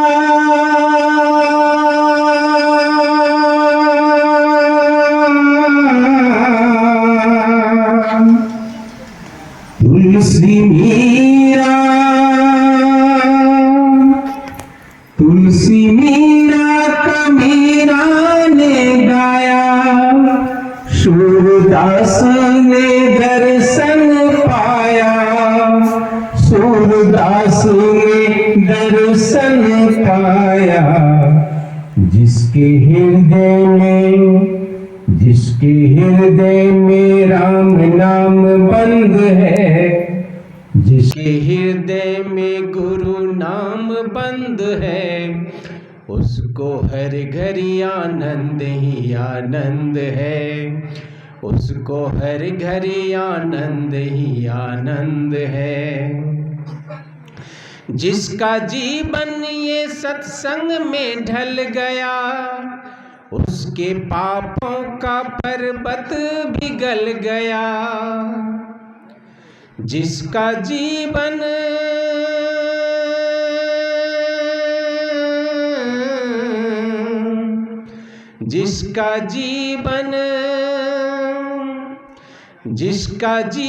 ये सत्संग में ढल गया, उसके पापों का पर्वत पिघल गया। ध्यान बिंदु उपनिषद में आया हुआ है, यदि शैल समं पापं विस्तीर्णं वयोजनम विदिते ध्यान योगेन नान्यो वेद कदाचन। कई योजन तक फैला हुआ पहाड़ के समान यदि पाप हो तो वह ध्यान योग से नष्ट हो जाता है, और इसके समान पापों को नष्ट करने वाला कभी कुछ नहीं हुआ है। ध्यान योग destroy the sins extending to a long distance, and there is nothing to destroy the sin except meditation, except ध्यान योग। इसीलिए जिसका जीवन ये सत्संग में ढल गया, उसके पापों का पर्वत पिघल गया, उसके पापों का पर्वत पिघल गया। जिसके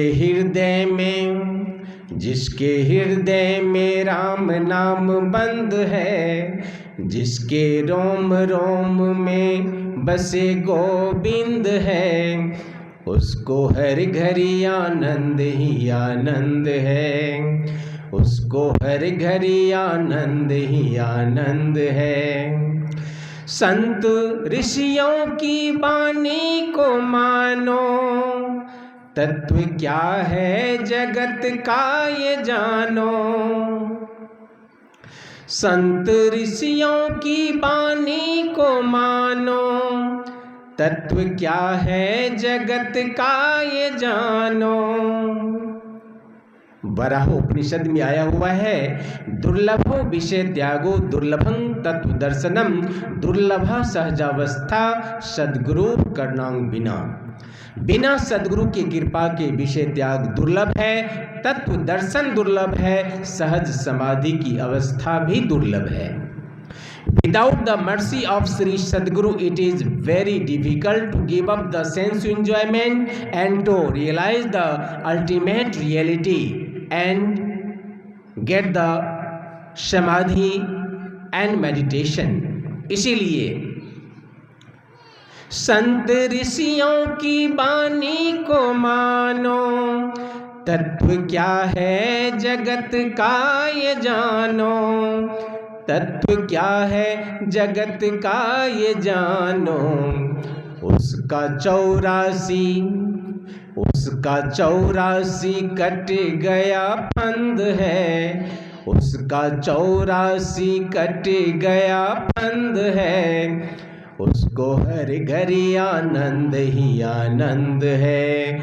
जिसको जीवन में मिला सत्संग है, उसको हर घड़ी आनंद ही आनंद है। स्वर्ग जाने की इच्छा नहीं है, मुक्ति पाने की इच्छा नहीं है। स्वर्ग जाने की इच्छा नहीं है, मुक्ति पाने की इच्छा नहीं है। ऐसी क्या बात है सत्संग में जो स्वर्ग जाने की इच्छा नहीं है और मुक्ति पाने की इच्छा नहीं है। संत कबीर साहब के वचन में आया हुआ है, राम बुलावा भेजिया दिया कबीरा रोय, जो सुख साधु संग में सो बैकुंठ न होय। The bliss that is got in satsang is not there in even in Lord Vishnu's abode. That's why स्वर्ग जाने की इच्छा नहीं है, मुक्ति पाने की इच्छा नहीं है। स्वर्ग जाने